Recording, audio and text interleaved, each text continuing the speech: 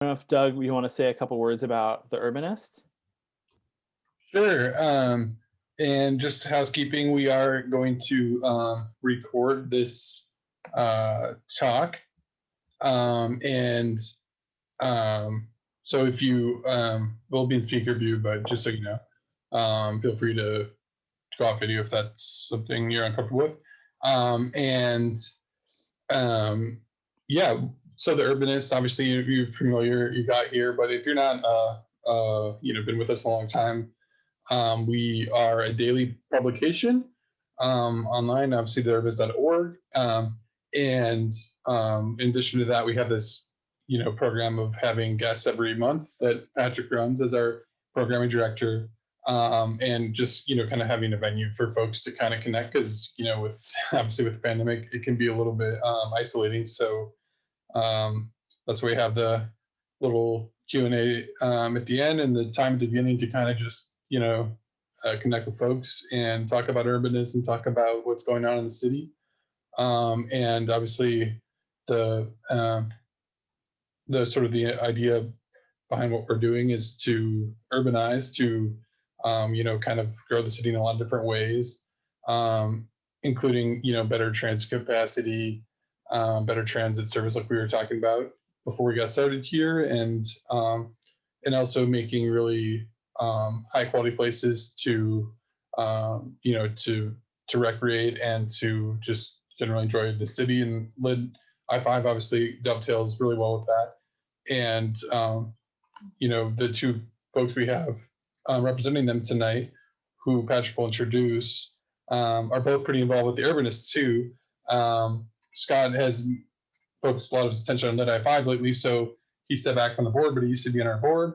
And, we're really grateful for the contributions they've had to our organization, in addition to doing this great work with a group that's very like-minded. So, yeah, we're very focused on good urban design, and we think the LID could really be an example of that.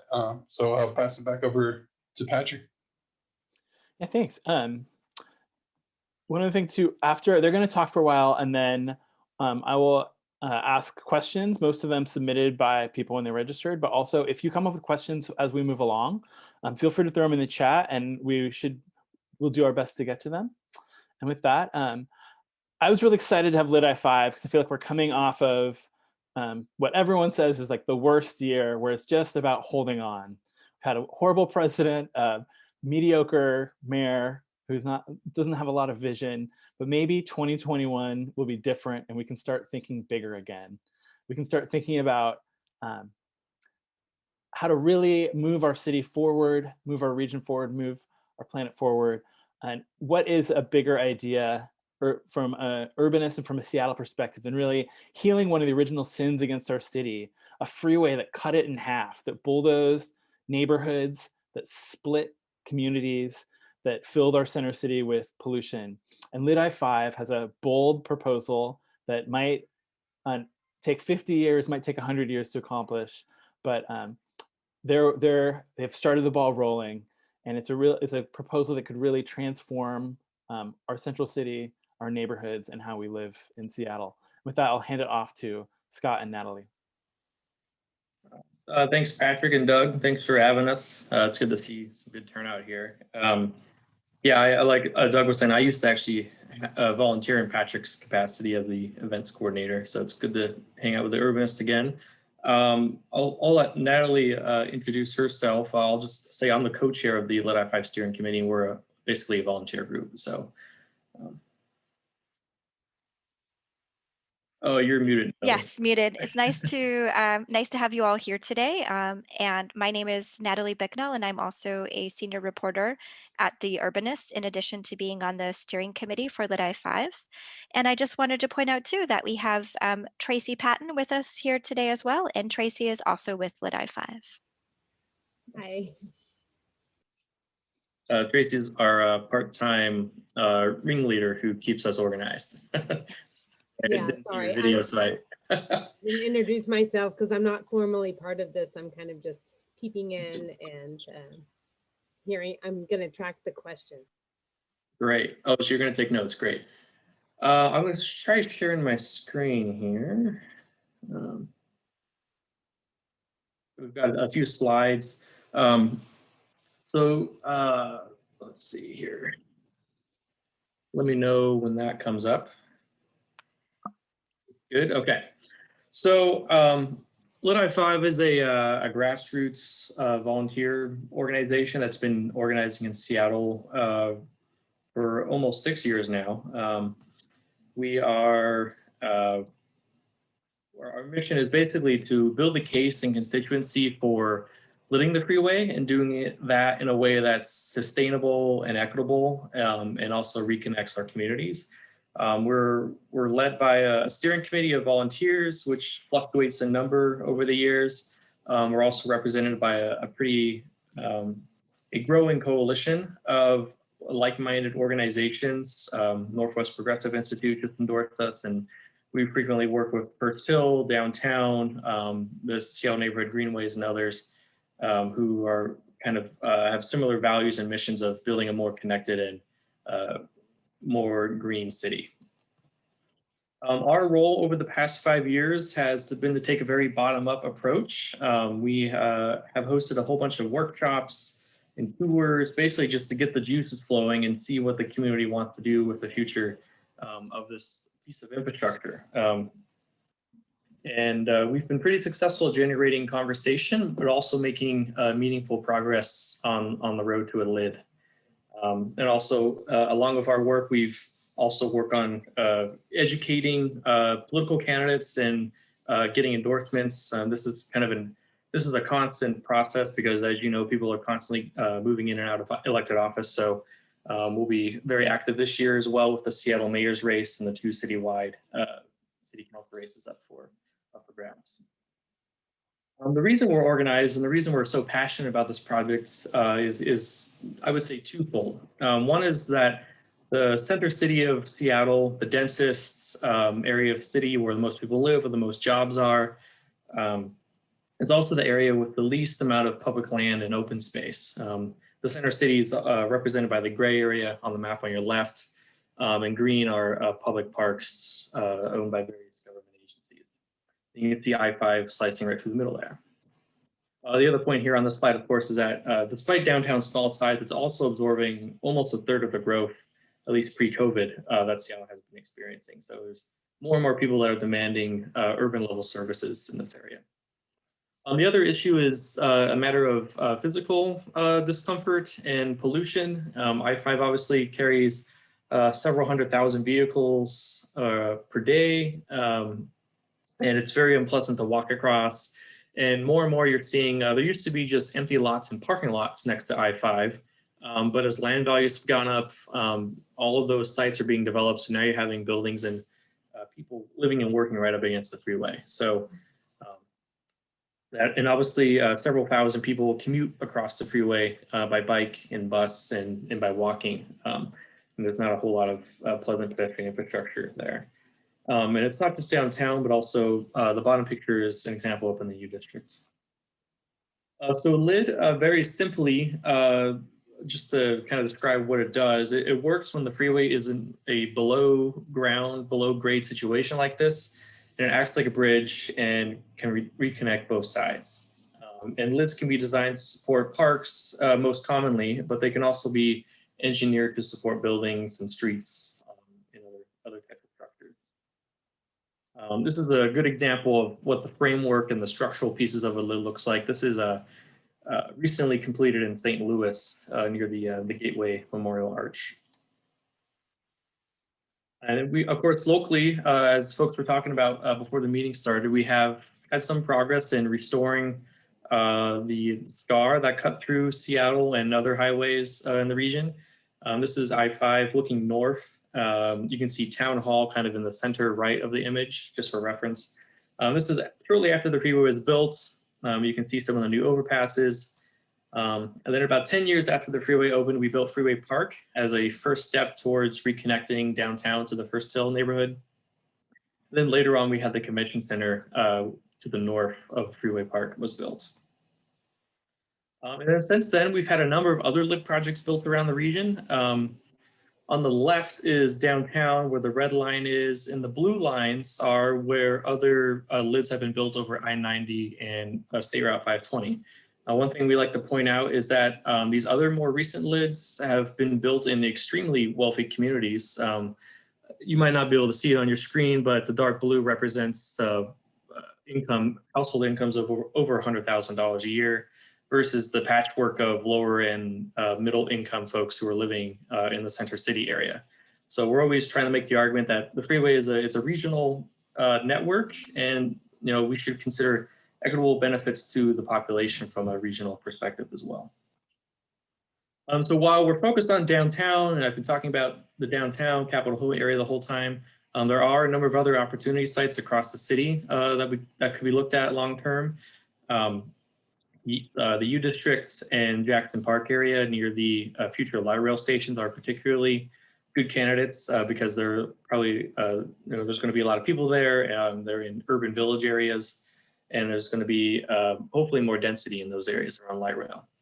As volunteers, we can't carry the torch for every single neighborhood, but we can act as a resource and a guide to any neighborhood or community group that wants to learn more about this. So unfortunately, we've done a little bit of research outside of downtown, but it's been tough to find dedicated advocates. So we've been focusing on the center city for the meantime. As part of our work, we did a year-long charrette or a workshop in 2018 called the CHTC. And we had a bunch of volunteer architects and landscape architects come together to look at very specific design solutions and analyze the challenges in each block of the downtown study area. And we had a number of events, and a number of great renderings and images came out of it to help illustrate what the possibilities are for reconnecting the city. And we looked at everything from parks to schools to commercial development and affordable housing. And that's ended up in a book, which is on the left side there. The books it took about a year to get the books published together, put together, and then COVID hit. So we unfortunately have not been able to do a book release party yet, but as soon as it's safe to do so, we would love to get these into your hands. The second book on the right is a case study book of about 10 or 12 case studies of other lit projects around the country, both completed and in progress, and how they can inform our efforts here in Seattle. So they work really well together, and we've actually mailed a few of these to elected officials and whatnot. So I think these are great tools for us in explaining how the project could work. The project really got going, spurred with the convention center expansion shown here, because it's going to be right next to Interstate 5. And because the project's so large, they were required to put in public benefits to the community at large. And we were successful in getting $1.5 million of those public benefits to go towards a feasibility study for lighting the freeway. And the connection there was obviously the original convention center built in the 80s is over the freeway. But as part of that effort, we worked with a number of other community groups to get millions of dollars of affordable housing funding, park improvements, and transportation safety improvements, because we know these all need to work together. We can say that finally, after about a year and a half of waiting, the feasibility study is done. It started in March 2019 and was published last month in December. What happened was COVID delayed a few things, but we're patient folks. The city used that $1.5 million to hire a expert consultant team led by WSP, who was they're a global engineering firm. And they had a good mix of local consultants who worked in engineering, economics, and landscape architecture and public outreach. The feasibility study we found the reason we advocated for it from the beginning was because we knew it was just the first step in what's going to be a multiple year conversation. And we've always had questions about what does it cost? Will WashDOT let you do it? What can you put on it? Is it legal to do this?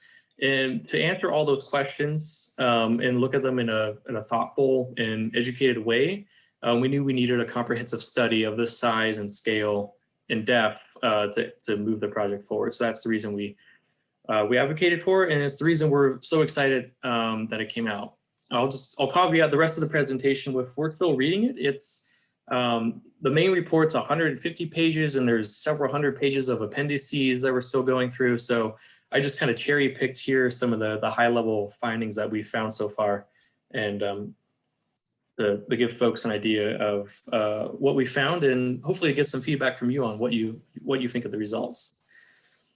So the study area specifically is in this region of the center city, kind of sandwiched between downtown, Capitol Hill, First Hill, in between Denny Way and Madison Street. And I apologize, this map is actually backwards. The feasibility study maps are all flipped the other direction, so you'll see those for the rest of the presentation. Just hopefully to get you oriented on where we are around Freeway Park and the Convention Center. The top level finding is that the project is worth further study and advocacy. It's worth pursuing. Despite the significant funding challenges that the feasibility study team found, they found that the social benefits, environmental benefits, and others would make the project worthy of advancement. At the beginning, the feasibility study committee, which was a team of kind of technical experts and active citizens in this area, helped put together some guiding principles. There were about 10 of them. These are kind of 5 of the core guiding principles that were used to guide the study and the work, and making sure that the study kind of takes a holistic view of how it can benefit the public at large, and not just get drilled down into the engineering details.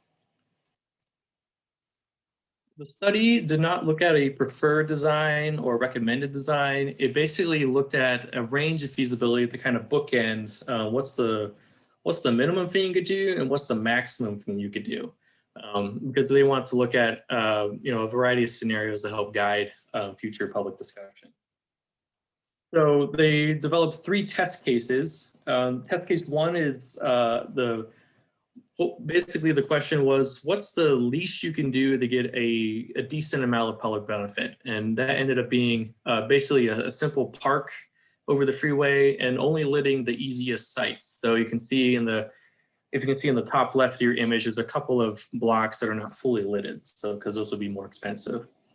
Test case 2 was the opposite end of that spectrum, and looking at what would happen if you wanted to maximize the financial return and also involve private developers who could build their own private buildings on the lid. So I had a different, completely different set of circumstances and financial implications.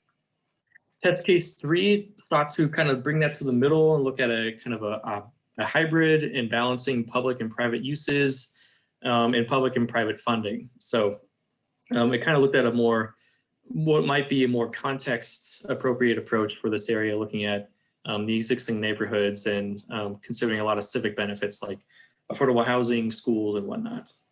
And I will mention as well, for the most part, the study did not look at changing the I-5 infrastructure itself, except for test case 2 and 3, they did play around with removing the all-of-way ramps just to see what would happen if they gained a little bit of extra real estate to build upon.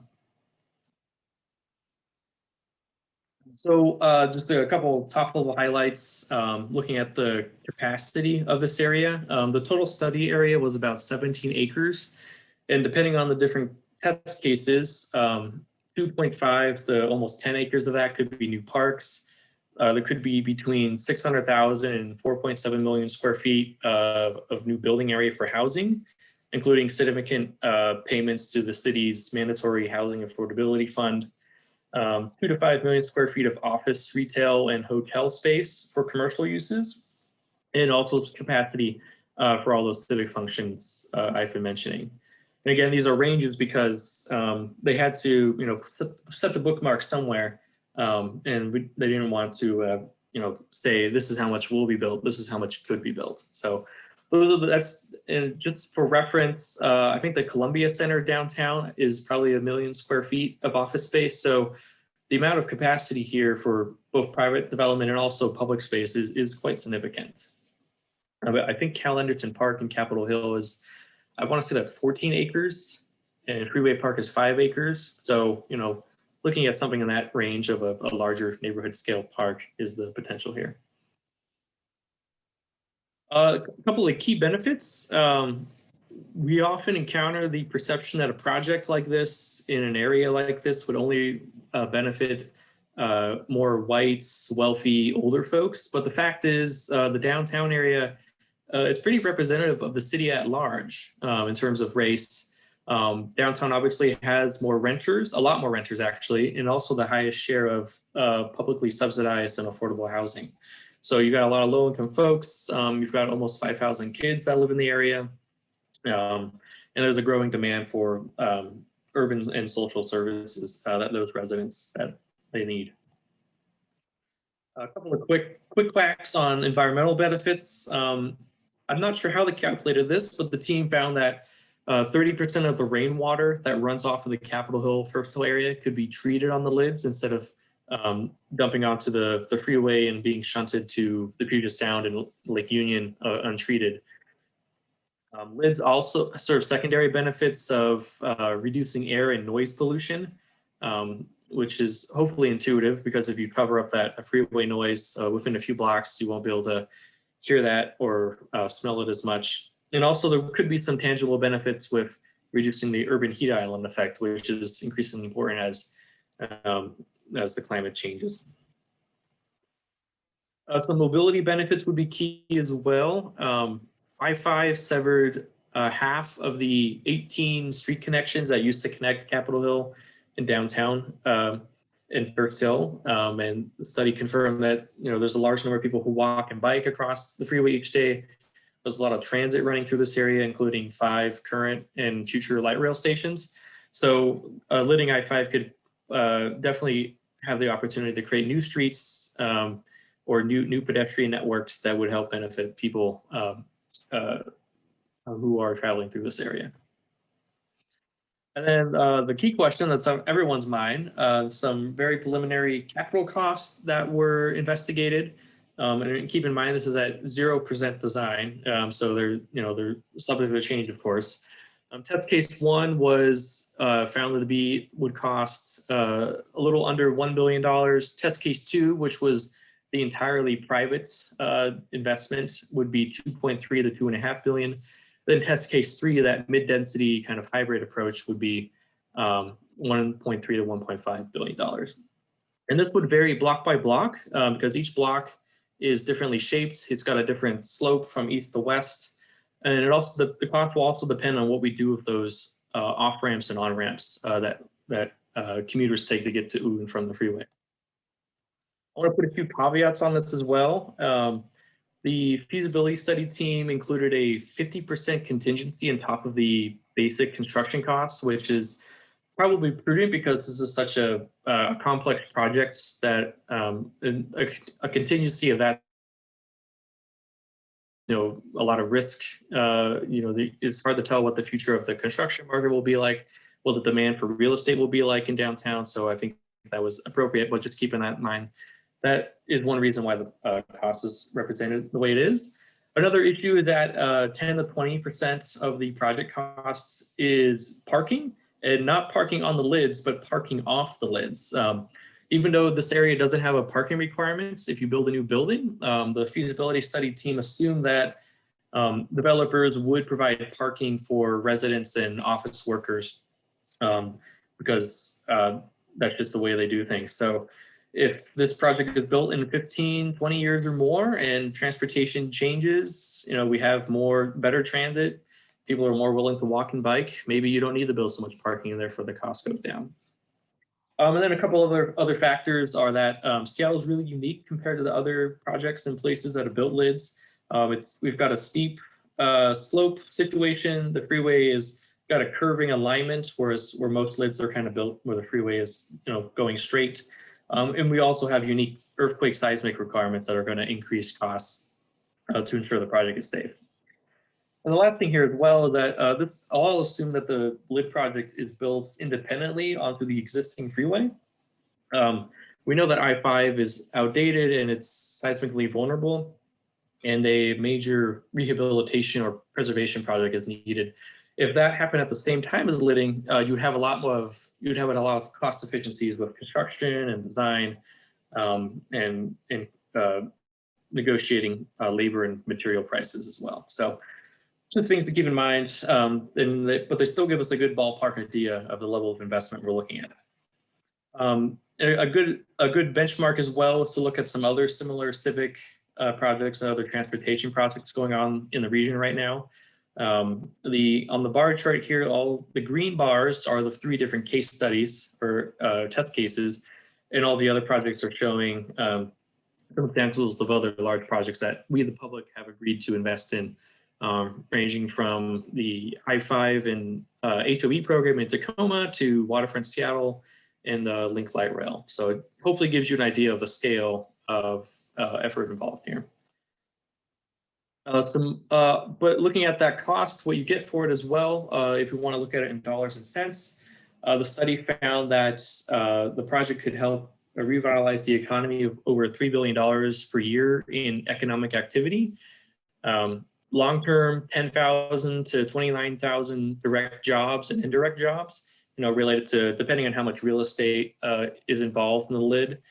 And also substantial new increases for tax revenue, and also property values in the area, which could potentially be captured to help pay for the project or the maintenance of the project.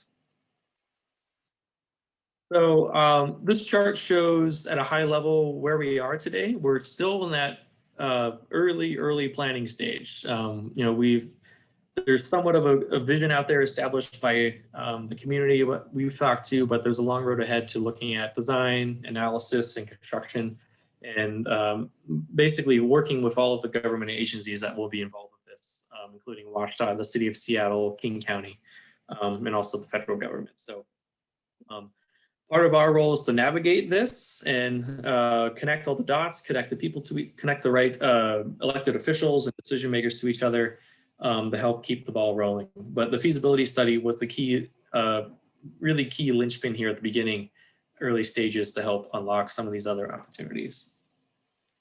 I'll quickly mention the feasibility study assumed, just for making things consistent, that construction would start in 2030. That's not guaranteed, of course. It just depends on what we, the public, do and how the project is funded as well. But that kind of time frame is what we have been saying for a long time. Also, though, we compared a lot to Waterfront Seattle, which took about 20 years to come to fruition. So that's the time scale at play here. So our goals for this year are to keep the ball rolling with some other steps, and not directly with the LID project, actually, but with some related efforts. One thing that would really help this project move along is figuring out what the future of Interstate 5 itself is. The Washington State Department of Transportation has proposed a corridor scenario analysis and a master plan for the corridor for the entire urban Puget Sound area. And within that, they would also look at restoring community connections in downtown Seattle and other places with lids and bike and pedestrian bridges and other things like that. But they need to have kind of a system-wide view. And if we can get that effort funded by the state legislature this year, another thing that needs to happen is a network study of the downtown street grid and how the street grid downtown interacts with those I-5 ramps. That's a project that's been proposed by the City of Seattle and it hasn't been funded yet. If we can find funding for that, that would help answer some of those traffic questions. And as I also mentioned, the seismic and life safety issues around I-5 should also be investigated to help assess what the future of the corridor is and to support the master planning work. And in general, pending the pandemic situation, we'll be continuing to do public outreach and getting feedback from folks and seeing where we can improve, where further questions still remain, and how people can get involved. And how you can get involved is to join our mailing lists and also make a friendly introduction. If you're part of a neighborhood group or you represent a nonprofit organization or you work for a government agency, we're always looking to make new introductions to folks who can give us feedback and advice on how to advance the project or even join the coalition. And we are, of course, a nonprofit ourselves who are volunteer led, so we always accept donations as well to support the work going forward. So our website's liti5.org, and we're all on all of the social media channels. And yeah, we'll appreciate your support, and I look forward to answering some questions here. Thanks, that was great. That was, I also think that might have been the first full visual presentation at a meetup. I hope it's formal, but glad it could make that happen. It helped a lot. Yeah, thank you. Yeah, yeah. So the first question someone threw out, which I think you sort of addressed, is how do we get this done? What is it going to take? What are the who needs to move, decide to do what? Yeah, well, hopefully I touched on some of that here. Really, it's so I-5, it's owned by the state of Washington. So all of us Washington residents have a stake in it, but really it's WashDOT who controls it. And the federal government has a say in what happens with it since it was funded by the Fed and it's part of a federal interstate system. So both of them basically have to be on board, but also, of course, the city of Seattle is going to play a key role in terms of land use planning and zoning and public outreach. So we, as a grassroots organization, we've tasked ourselves with pulling all these guys together, all these organizations together to agree on what's next. But before we can do that, some of these deeper questions about the future of the interstate, funding, seismic resiliency, and things like that should be answered as well. And I'll just point out too, one of the interesting things about the feasibility studies, they looked at governance models in terms of who would maintain the LID project. It really depends on what goes on top of it. If it's a park, the city probably controls it. If it's a private development, then developers have some kind of organization that helps manage it. You could also form something called a public development authority, which is kind of a unique animal to manage unique projects. PDAs manage Pike Place Market, for example, and the baseball and the football stadium, for example. So all of those kind of questions can continue to be investigated to help move forward. But getting the master plan and those other technical stuff done next is probably what we're after. When you think about this project, what are the constituencies you think you would need? And you mentioned the federal government and WashDOT, but in what other constituencies do you see as needing to buy into this vision? Yeah, good question. We're definitely trying to build as big of a tent as possible because this is, projects of this scale affect everyone. So that's why we've been trying to talk to everyone from residents to business groups to nonprofit advocates in transportation and parks, trying to find people who represent renters, people who represent immigrant communities, folks who are familiar with the way freight works in the downtown area. So we want to make sure everyone's on board and has their concerns able to be addressed over the long term. That's why we're trying to cast as big a net as we can. We are limited in what we can. We are limited in the size of the net we can cast because we're just volunteers at this point. We would hope that eventually, if the city deems this a worthy project, so that they will create a separate project team, or even like we have an office of the waterfront. Maybe we have an office of the resources to do outreach and stuff like that. So, but yeah, I'll just basically as many folks as possible need to be talked to help move this forward. Well, and on a related note, I think part of the story of LID I-5, which I think is really incredible and interesting, is the community benefits package. And the coalition who lobbied for that has came in and spoken in the past, but could you touch a little bit on how that win-win coalition came together? And so often when we look at budgets and look at what's possible in the city, we talk about it's either housing or parks, or it's homeless services or bikes. So could you talk a little bit about that alliance and how that came together? Yeah, that was a real ragtag origin story. All of these, well, I think it was, actually, it's partly the convention center's own fault that they ended up being asked to provide all this funding. The convention center, they had to provide public benefits because they were purchasing public alleyways. They have a very large site, and they had some old alleyways in there. And so we did a bunch of research, or starting with me and Alex Hudson, who's now at Transportation Choices Coalition, looked at other comparable projects for alleyway vacations and kind of looked at the dollar amount that was provided. And around the same time, the convention center put together an open house and invited all of the organizations you see here, and basically said, hey, community group, come and pitch to us your idea for what our public benefits should be. And everyone came into the room and kind of set up tables, and we're just kind of, talking to board members and the public and whatnot. And it wasn't really coordinated. And after the meeting, Gordon Fidelford at Seattle Neighborhood Greenways emailed everyone and said, hey, everyone, we should probably work together instead of fighting for scraps for all this money. We should, have a unified package. So it just kind of evolved from there. And we had meetings and negotiations with the convention center over the course of 12 to 18 months to help make sure that the package included a variety of improvements and funding and across a wide area. So it was a really organic experience, and it helped that I think a lot of the folks we were working with had kind of the ear of city government already. Capitol Hill Housing obviously is a fairly big player, so that kind of helps. And then we were able to successfully push them to make a full proposal, and that got accepted by the Design Commission and City Council.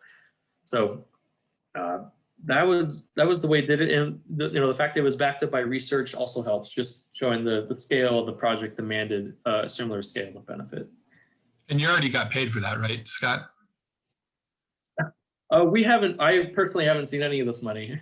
No, I mean, not you, but the study, the feasibility study already got its cut out of it. Yeah, the funding amounts here, they were all triggered by various stages of the convention center construction. So the LID study funding went to Seattle's Office of Planning and Community Development about a year or two ago at some point. So, because Kathy had a question about the status of funding. I guess we don't want to get too far down the convention center track, but she was asking about with construction kind of in limbo. Is that having ripple effects for you, or just in general in the area? Like, how's that really working? Oh, you're talking about their cost overrun? In addition, yeah. Yeah, I can't say I was shocked when I heard that would happen. I think they announced that in like June or something. I was like, well, yeah, hotels are drying up, so it's not really surprising. I don't know what to do about it. It's, I mean, the project, if you look at it, it's at least 60-70% built. So I don't know if we just want to stop work and leave it there. It might end up being like the giant hole across from City Hall. But it's this funding would not be available to them to stopgap. Basically, I believe it's all been allocated and distributed. That's good. That's good. Speaking of money, there's a number of questions about funding, and I kind of want to mush them together. And how do you foresee this getting funded? And some people have asked about like a citywide vote. Others have asked about will WashDOT fund it? Others have mentioned like in scenarios 2 and 3, there was a big private component of the development. Would the air rights help fund this? How do you see that those various like $1 billion to $2 billion number being raised? Yeah, I think you alluded to the answer is that the use that goes on top will help dictate what the funding sources could or should be. So if it's mostly civic and private, we're probably looking at anything from City of Seattle dollars. King County might be interested in funding park projects, and they also have a long history of funding other infrastructure projects. It could come from a bond. I wouldn't think anything requires a citywide vote, but it's hard to say at this point. WashDOT would throw in funding, I would hope, as well. Depending on what goes on with the Biden administration, I keep hearing rumblings about infrastructure funding. There might be interest in significant infrastructure dollars flowing from the Fed as well. Although this project might be a little too early in the planning stage to get real construction funding from the federal government. And then, yeah, if there's a lot of private developments, or those private developers would have to have a stake in funding the lid itself. I'll mention those costs did not include the actual buildings that would go on top of the lid. It's just the framing structure. So they would be on the hook for that, but they would also benefit from that, having that scarce land. So they would pay for the benefit of that. There could be private philanthropy. There's been lots of examples of other lid projects that are, they have donations from philanthropists and, private donors who are interested in just making a good civic impression. So yeah, it's tricky to say, but and like I said, it depends on what goes on it, and what goes on it depends on what the public wants. So there will have to be kind of working backwards from that. We'll have to have some kind of master planning process and community outreach process that helps figure out what the mix of uses are, and to help suss out what different players, public and private, are interested in throwing money in the pot.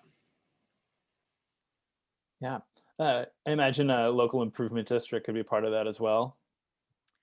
Yeah, the feasibility study looked at mostly for ongoing maintenance, though, because obviously once you build it, we need to keep in mind that it will cost money to maintain public spaces, maintain the structure, maintain any tunnel systems that are underneath, etc. As you mentioned, and this is would be over WashDOT infrastructure, and we've seen WashDOT get engaged with doing some lidding projects with the 520, and I think, as you mentioned, other people have mentioned, I-5 is slowly rotting, so they will be doing some sort of massive rebuilding investment in the future. What that looks like, we don't know. And have you engaged with them at all? Gotten any sense of feedback from WashDOT about their interest in a project like this? Yes, we started meeting with WashDOT staff about 3 or 4 years ago. Folks who, fairly high-level folks who work in the urban, I forget the exact name, it's the Urban Mobility Office, and also there's one of their key advisors to the governor as well. And we've also met with Secretary Millar once. So and they've been surprisingly interested in, open-minded about the idea. They of course they temper it by saying, we've got a backlog of other maintenance issues across the whole state. It depends on what the legislature funds. We don't make policy. The legislature makes policy, but they've been interested, and I think partly because they know that there's an underlying very unsexy maintenance issue, in congestion issue and traffic safety issue, but that can be tied to a kind of a very green and civic connected project that could help them to convince the legislature to help get the funding that they need to do the work they need to do in this area. So I will also say WashDOT was involved in the feasibility study. They had a couple staff that were part of the oversight committee, and they provided a lot of feedback on the costs, and they provided all the data that was needed to help assess the current area around the bridges and the viaducts and whatnot in the area. So they were involved, and so far we've been happy with the relationship we have with them. That's great. I know a couple of people along those same lines while we're talking about rebuilding freeways. Some people ask, why should we even rebuild the freeway? Instead of replacing it, why don't we eliminate it?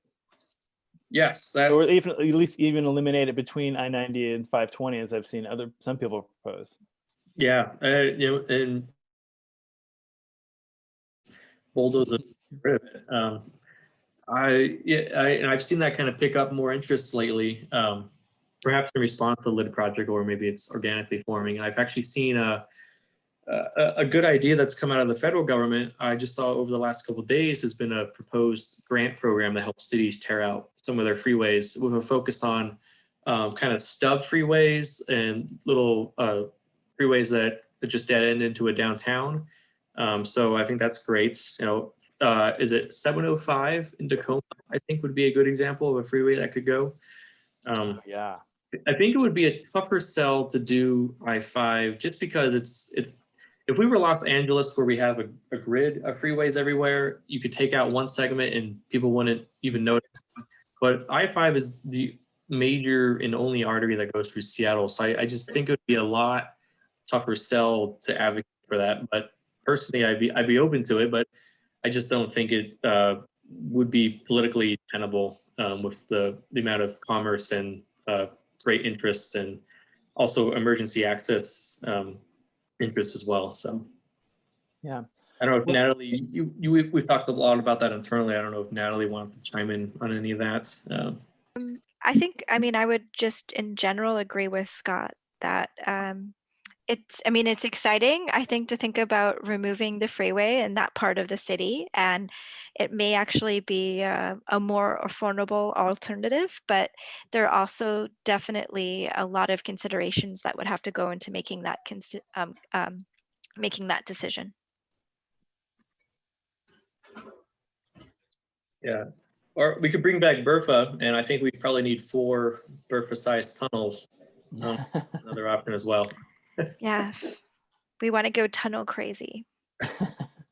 Wasn't that Kemper Friedman's proposal alternative to Sound Transit was just build car tunnels everywhere?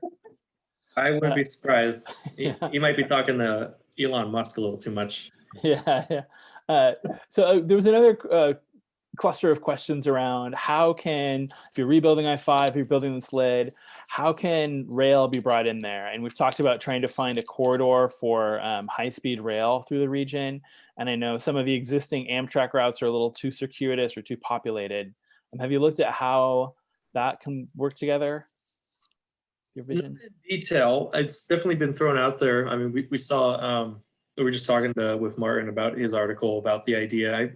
I think it makes good sense. I mean, for example, one of the reasons that we've seen Sound Transit construction costs go up is because of real estate and land values are rising. So if we use I-5, which is already publicly owned, you don't have to pay a dime to get more land. If you can use the I-5 right away for high-speed rail, that totally makes sense. And obviously, you would want to stop in downtown Seattle, probably as close to the heart of the city as you can get. And the closest, if you don't do a tunnel with the rail, doing it in the I-5 right away could make a lot of sense. So totally on board with that idea. We have very briefly talked with the Cascadia High-Speed Rail Group, but we haven't done any in-depth partnership on looking at that more yet. Yeah, and I would just add that the Cascadia Rail Group is really committed to having an alignment for high-speed rail that goes through Seattle instead of going on an alignment that bypasses the city, which is what the current alternative, I believe, would do. Yeah, I think the last I heard it was proposed that the station be in Bellevue, which I don't know how many people are traveling from San Francisco or LA to Bellevue, but or Portland to Bellevue, but yeah. Yeah, that strikes me as a questionable plan, but we can have them in and talk about that at another time. Mm-hmm. So I know the study and a lot of your work's focused in the central city. The I-5 runs across our entire city. Are there other places you've looked at or might be feasible? I know part of it is the land values, part of it is the density, but could you speak to that a little bit? Yes, I'll bring up that handy map. Just based on where the freeway is kind of below grade, and also considering the context of there's denser development, multifamily housing, commercial development. These are some of the other areas we've just threw on a map of other areas that could be potentially lidded. I think the university district personally is probably. It actually would probably be easier to start with that than downtown, frankly, just because it's such a simpler landscape you're working with in that area. And there's been a lot of interest in improving the walking and biking connections across I-5 there. So that's the university district. Because of all that, it's the one area we've had a public workshop outside of downtown. We did that about 3 years ago and had some pretty cool ideas of how to bridge the area between 45th Street and 50th Street with a fairly large lit area. So that would be, if there's any community groups or legislators up there that we can help connect with, that would be, we point them in that direction. But that's yeah, it's not everywhere you can live, unfortunately, but you probably don't want to, because at that point you might as well put it in a tunnel. So these are some of the key sites that we see being possible in the future. And I would just add, with the U District site, we've also had help from some University of Washington classes in researching that study site. And so if there were people who were interested on kind of taking up that cause, we would have research to provide as well. Yes, thanks, Natalie. That student work is all on our websites.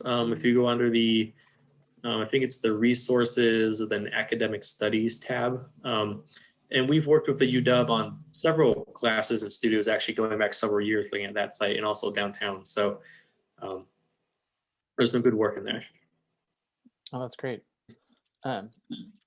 Someone asked, have you engaged with the labor community? And I've heard many people talk about the pillars of Seattle politics, with labor being a prominent one. And the number of jobs this represents in a good construction job seems immense. That's been a big goal of Scott's for a while now.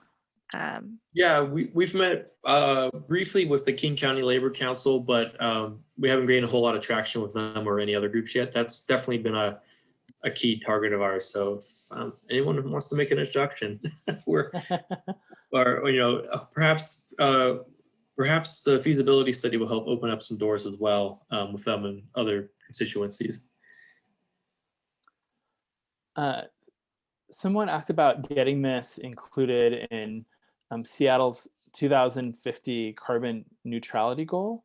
But I think in a broader question, and have you had success getting this more formalized into the, I know in Seattle, it's like it works its way into the formal plans and sort of chugs along. And then it can be addressed. So have you had any success getting it into any of those, like comp plan, downtown plans? Yes. Oh, sorry, Natalie. Go ahead. Oh, well, or you can talk about, I was just going to reference the One Center City Plan, which it may have changed names, or perhaps that is the revised name, but Lidding I-5 was referred to a few times within that plan, which was created by the city. Yep, there was I think it's Imagine Greater Downtown now, and that okay. Then had 10 big ideas, and stitching the I-5 divide was one of those ideas. So that was a big success, looking at the urban design of the whole downtown area. A couple years before that, we were successful in getting some LID supportive policies in the Seattle Comprehensive Plan. I believe they're under the Parks chapter and the Transportation chapter, if I'm remembering correctly. And of course, we've got the upcoming, we're going to be updating the Seattle Comprehensive Plan over the next few years. So that's also an opportunity to kind of enhance and go further with policy support. Someone just mentioned in the chat, is this an evangelizing period for the WSP study? Do you need more study at this point, or is it more about buy-in? And is there going to be a big push by either the city or by you all to publicize the feasibility study? I think Natalie mentioned this is just a draft right now. Yeah, it's a final draft, and it's technically public, but we haven't made a big splash about it yet because we're cognizant of the environment we're in right now, economically and socially. So, and we also, the city and state budgets are also, they're going through a constrained time period as well. So we're aware of the situation, and we know that probably not appropriate to make a huge deal out of anything right now. But as we start to recover and we can start looking more towards the future and be more optimistic, we'll try to be a little bit more loud about it. I also think that it's an excellent question, and it's something that question of, do we pursue further study? Do we pursue advocacy? We've really tried to do both, and we've been fortunate to have the University of Washington as a great partner along the way. And we're hoping to do some partnership with Seattle University as well in terms of conducting a more technically oriented study. So, it's a really big and really complicated project, which requires, I think, a great deal of both advocacy and research. Yep. Yeah. And along those lines, as an organization, where do you, we're all, as the urbanists, you all, every organization is struggling right now with, especially if you're trying to build publicity and get attention to things with the world and with people being locked inside still. Where do you hope to take Lit I-5 and your effort in the next year? Well, we hope to continue. Now that we've got the study, we've got a little bit of renewed energy internally, and hope to use it to make more connections with community groups and elected leaders, especially right now as the state starts its 2021 legislative session, and also refining our messaging. So that's why we're here, trying to get some feedback too as well on what folks are interested in, where more questions and research lie. But it's a little bit, it's so hard to predict though. We're not quite sure how 2021 will run out. I think the essential thing that we really need right now is funding for the I-5 system partnership study. And I believe that the legislation that was presented by, was it Saldana, which is promoting increased investment in transportation infrastructure, or perhaps Multimodal. Yes, Oh, yeah, the sorry. multimodal, like that. If that were to pass, that would be immensely beneficial for us, because it would invest in the kind of planning around I-5 that we really need to progress forward. And that would also be really beneficial to not just Seattle, but to the state as a whole. And so that's the I-5 corridor scenario analysis? Yes, yes. Unfortunately, we had this very anticlimactic meeting with WashDOT in which they were like, we really support you. We included you in our document, and we got absolutely no funding to progress forward with this study. So, Yeah, this call to action came out 2 years ago, which was a little late for that year's budget season. And they applied for a federal grant to fund this, and they didn't get anywhere of that. So we're kind of advocating on their behalf a little bit. I'm not sure that they're asking for it even this year. So that's where we're navigating still. if we could accomplish that in the next year, as well as making forward progress or obtaining a downtown street network study, that would be really great progress, I think. Excellent. We'll probably do a call to action where folks can write to legislators and other elected officials. If you want to jump on our mailing list, we'll describe how to do that when the time comes. That's great, and that's leading us towards, we're almost at 7:30, which is when I shoot to like wrap this up. So I want to, and there's a couple good questions left, but I think I want to move towards a couple more, again, more about you all and how you can connect. A couple of people asked about that book and some of the information you produced. How do people get their hands on all this great research you produced? Yeah, we got kind of shell-shocked when the pandemic hit, because we were hoping to do a nice neighborhood event and pass those out. If people are super excited, we can maybe mail it pair, but I'd have to check with the rest of the team. If you go to our if you're super interested, you can send us an email at mail@liti5.org, or use the contact thing on our website. But eventually, when we can all get back together in person, it'll be really easy to pick up a pair. Great. And as a final question, for all the people who've heard you talk about this great vision and all the work you all have done, and they're inspired to either join and get involved directly or indirectly help out the cause, what's the best way they can do that? Definitely, you can start by checking out our website. There's a lot more detail than what I had to present here today on there. The newsletter we send out about once a month has some good information about what we're up to, and also we'll occasionally post volunteer opportunities. we are always looking for volunteers for events and for advocacy and whatnot. So just getting in touch with us is an easy way to link up with that. And spreading the word with your neighbors and colleagues, and spreading the word on social media helps build public awareness as well. So there's a lot of different things you can do, and we try to keep folks updated on what those are. Great. Well, thank you, and thanks everyone for all your great questions. I'm sorry there was some that we didn't get to, but thank you, Natalie and Scott, for giving us an hour of your time to talk about all the great work you've done. Yeah, and I just want to say a big thank you to Scott, who did an amazing job of going through the feasibility study, really, like with a fine tooth comb. Oh, thank you. I'm not done yet. There's still Yeah, I know. But in like yeah. the 48 hours it's been out there or something? It's been up since December, actually, but Okay. my life Yeah. is a whirlwind the last few weeks. But yeah, thank you, Patrick and Doug and everyone else for having us, and thanks for the great questions and your interest. And we hope to be back maybe a year from now. We'll come back with an update. So Yeah. You can That'd talk be about great. all that great I-5 scenario study and the downtown network study and what great things it's doing. yeah, real interesting party talk. So Yes. Depends on which party. Exactly. Apparently this party, it's the hit. yeah. Well, thank you very much. Yeah. Totally.